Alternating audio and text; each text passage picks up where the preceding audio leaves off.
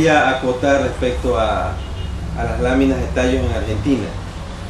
Una cosa que no se sabe, que es necesario que se sepa, es que Juan Morix él rescataba muchos objetos que estaban a la venta, no necesariamente relacionados con tallos.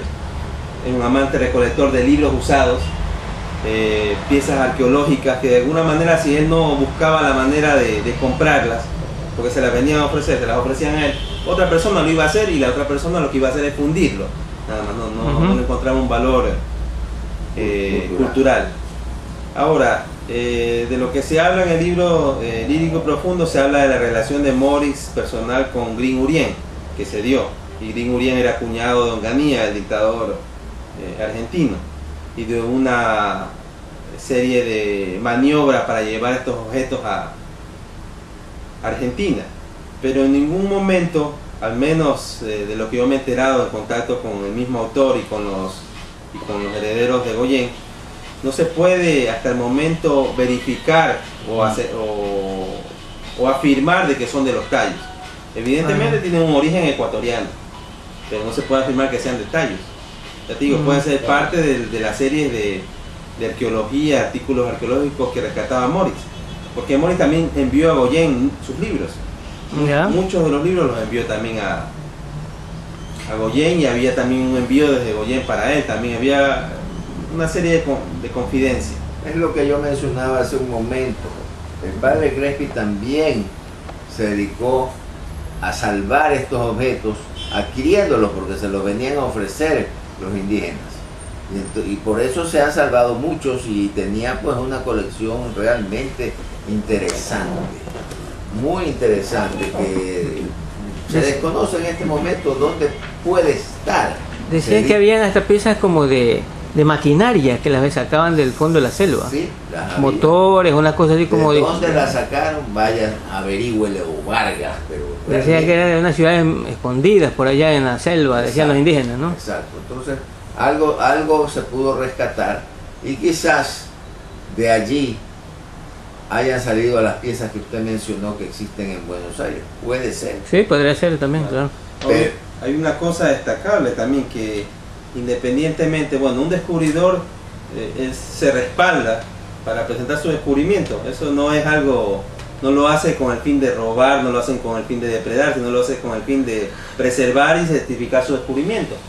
Y hasta cierto punto Morix dice en su escritura, en la escritura del descubrimiento, dice: dejo constancia de que me reservo el derecho de posteriormente presentar ante quien usted determine fotografías, películas e incluso muestras originales que sirvan para ampliar la descripción e identificar claramente la forma, tamaño, posición y calidad de los objetos por mí descubiertos. Si no lo está negando tampoco. Claro. Habría que haber la posibilidad de... Y tú sabes qué se está haciendo al respecto, ¿no? O sea, si hay algún trabajo de recopilación de estos materiales perdidos o separados del origen. Si lo de Crespi, por ejemplo, ¿hay algún trabajo de investigación de tratar de recopilarlo, de ponerlo en un lugar como Ecuador? ¿Sabes algo de eso? Lo que estoy haciendo un trabajo de un catálogo fotográfico. Tiene alrededor de 5.000 piezas. La mayoría son de origen, son líticas, cerámicas, y un número considerable también de piezas metálicas que han sido cedidas. Los derechos de la reproducción de estas fotografías han sido cedidos por investigadores alrededor del mundo, de los cuales agradezco ese favor. Pero yo creo que la repatriación, si se diera el caso, la protección de las piezas, ya depende del Estado ecuatoriano. Es complicado, porque si tú no reconoces algo como patrimonio cultural, no puedes hacer nada, ni nada para protegerlo. Pasa de que al ser consideradas falsas, o ser consideradas no insertas o de dudosa procedencia, o sobre todo no insertas dentro del contexto histórico que nos han enseñado a todos, entonces no se puede hacer nada por protegerlas. Entonces pueden salir libremente, pueden entrar, no se puede hacer más nada. O sea, el Estado es el que debería tomar la decisión histórica, en este caso defender su patrimonio. No solo de repatriar, de ver, comprar, yo qué sé, lo que tenga que hacer. En todo caso, la obra que está preparando Manuel Palacios es una recopilación, es un esfuerzo enorme de recopilación fotográfica, puesto que las piezas están diseminadas en distintos lugares, en distintas colecciones particulares, partes en un museo, partes en otro. Bueno, muy interesante ese trabajo. Pero es un Manuel. trabajo que realmente reivindicador. Claro. Es el afán de conocer. Si el catálogo que estoy planteando no explica nada. Simplemente un catálogo donde se demuestra fotográficamente descripciones de peso, de dimensiones, hasta donde se pueda saber, ¿no? Y en algunos casos la posible ubicación actual, porque es necesario que se conozca. Claro. Es necesario que se conozca la posible ubicación actual. Es necesario que también ver cómo interactúan las diferentes piezas. Cuando yo empecé a investigar estos temas, el primer tema que investigué fue colección Crespo. Me pareció interesante es la escritura. Siempre he sido un amante de conocer este tipo de escritura arcaica y cómo se relaciona, porque en algunos casos es la escritura que puede definirse como minoica, a otros como sumerio lineal, en otros que es afín al Robachiraz húngaro. Entonces, lo interesante es saber por qué están aquí y qué dicen, sobre todo. Claro. Es un esfuerzo titánico. Ustedes estuvieron en Hungría, nos dictaron unas conferencias, sé que han tenido mucho éxito allá. ¿Qué dicen los investigadores húngaros sobre lo que está pasando aquí en Ecuador? Ellos me parece que tienen un interés especial, ¿no? Bueno, se ha despertado un interés muy grande en Hungría como consecuencia de la visita que hicimos y de la invitación que nos hicieron para la fundación de la Asociación Juan Moritz de Investigación Cultural. Fue realmente un éxito. Hubo mucha gente. Nos contactaron allí incluso con el embajador del Ecuador en Budapest y con el embajador de la Argentina. Recorrimos el lago Balatón y varias ciudades en las que se dieron distintas conferencias y me pidieron especialmente permiso para traducir al húngaro el libro que yo he escrito sobre la cueva de los tallos. Y hace poco me llegó una comunicación importante que se la voy a enseñar. Claro. En la que me comunican que ya se ha editado el libro y me dicen, me es honroso comunicarle que su libro excepcional ya está en vía al pueblo húngaro. Hoy es el primer día de la presentación del libro. Muy bien. Me envían una copia en húngaro de este libro que está escrito en español. Miren cómo lo han traducido. Me dice que me lo van a enviar.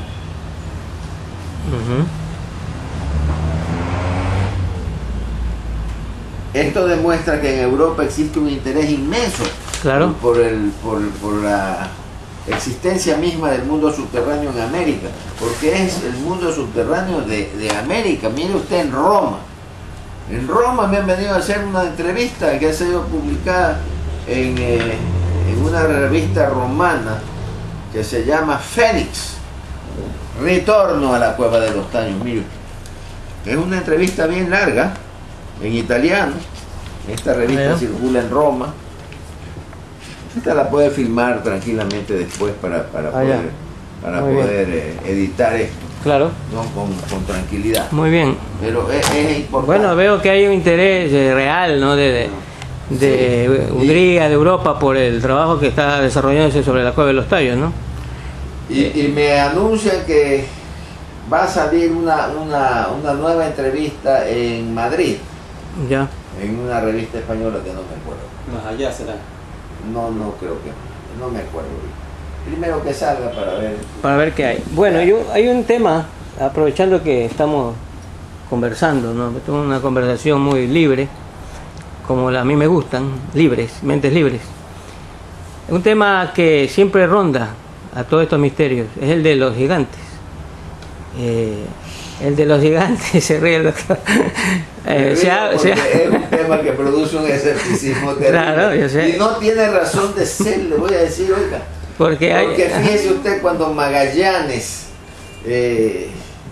estaba pues en los inicios de su viaje de circunnavegación. Tuvo que hacer alto en un punto llamado Puerto Deseado, más o menos a la altura de 40 o 45 de latitud sur, porque ya los hielos de la Antártica le impedían seguir avanzando, entonces tuvo que estar allí unos 4 meses. Y narra Pigafetta, que es el cronista de la expedición, el encuentro con unos gigantes, pero el encuentro físico. Claro. Pigafetta lo narra dando las dimensiones de estos seres inmensos. Incluso cuenta cómo los capturaron a 2 de ellos para llevárselos de muestra de vuelta a Europa, porque si no, no le iban a creer este asunto de los gigantes. Y capturan a 2. Pero lamentablemente, cuando ya alcanzaron a entrar en una tormenta terrible, pues cerca del estrecho de Magallanes, ahí hay una entrada, según narra Pigafetta, que los pasa a una ensenada donde hay un mar tranquilo.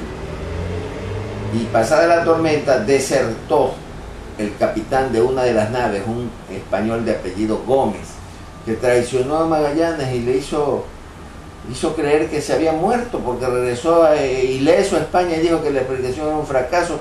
Como se demoró 3 años en regresar lo que quedaba de la expedición, lo dieron por muerto, y en el trayecto se le murió el gigante que llevaba él, y el que llevaba Magallanes, que enfiló pues 100 días sobre el Pacífico hasta llegar exhaustos y moribundos a la isla esta, que no recuerdo no es Borneo, no es el nombre de la isla, el nombre autóctono, pero el Magallanes lo bautizó con el nombre de Isla de los Ladrones, porque estaban tan muertos de hambre que no tenían ánimo de desenvainar una espada, estaban en un estado de debilidad espantosa. Vinieron los nativos y se le llevaron todo lo que podían. Claro. Entonces Magallanes le puso Isla de los Ladrones. Y ahí en el trayecto, al cruzar la línea ecuatorial, al cruzar el Ecuador, se le murió el otro gigante, porque no se sabía las medidas más o menos de ese gigante, o hablaban de algo. Pigafetta lo menciona ahí, ¿no? Libro, sí, debe haber sido desproporcional, porque si no, no hubieran tenido la molestia de llevarlo. Así es. Por eso tiene que haber sido Patagonia, pues, porque las huellas que dejaban estos gigantes en la arena eran de un patagón, como decían eso, de un pie gigante. Pie gigante. Es decir, razas de gigantes caminaron sobre nuestra tierra y sobre Sudamérica. Y Manuel... Y es probable que aún caminen, quizás no de forma totalmente abierta, ¿no? Claro. Sí, está bien la corrección, porque es posible que sigan caminando. No es nada raro esto de los gigantes. Esto de los gigantes es una tradición conocidísima en la historia y en la prehistoria de la humanidad. Aquí nosotros tenemos la tradición de los gigantes de Santa Elena. También existen los gigantes de Loja. Los gigantes de Loja. Y eso, justamente a ese tema de los gigantes de Loja quería referirme. Doctor. Morix también habla de una giganta.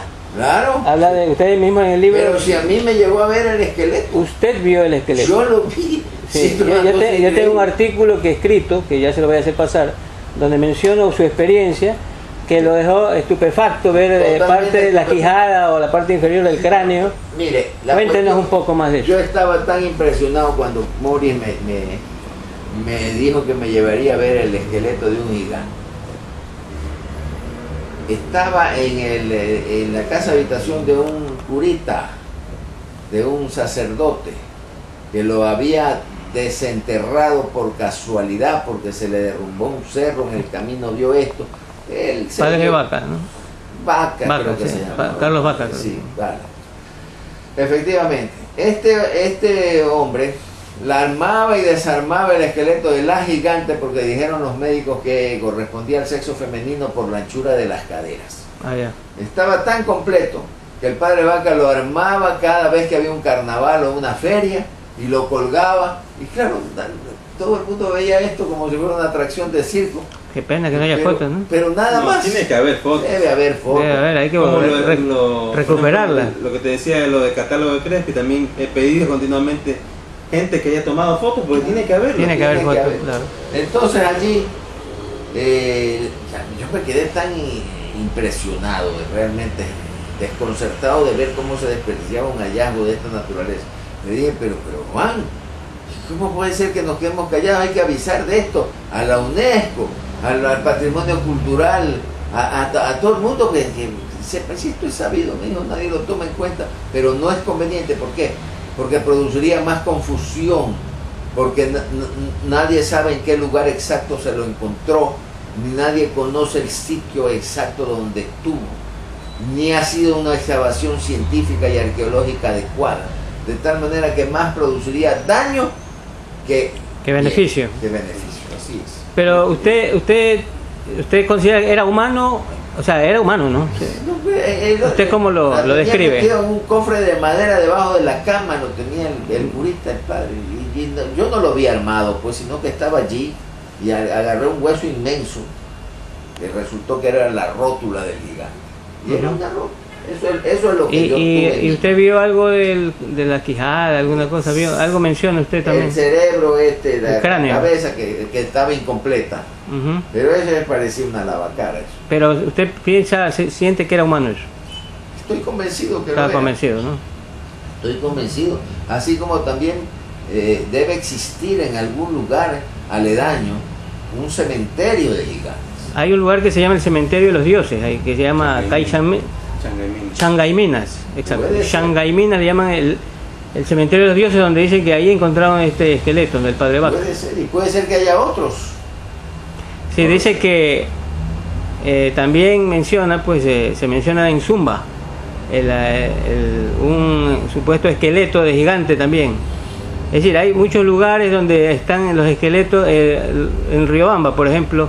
Alguna vez te refería, Manuel, de la tradición de los condorazos. Los condorazos. De los condorazos. De Borja, hay una obra de los condorazos. Borja reproduce una fotografía donde está comparando una quijada de una persona normal con esta quijada que ha encontrado, ¿no? Pues se ve que es el triple de tamaño. Claro. Lastimosamente no hay una referencia a dónde puede encontrarse eso. Pero hay una relación del hallazgo de un esqueleto gigante allí precisamente con el padre cerca de Riobamba. Sí, es el padre Juan de Velasco, cuando era muy joven, muy tierno. Él no encontró, sino que fue testigo ocular de un gigante que lo mandaron a destruir el gobernador, creo que era la persona encargada ahí, porque llegaron miles de personas a verlo. O sea, desgraciadamente el fanatismo destruye las evidencias que nos pueden ayudar a descifrar estos misterios. Pero bueno, en todo caso se irán encontrando otras cosas.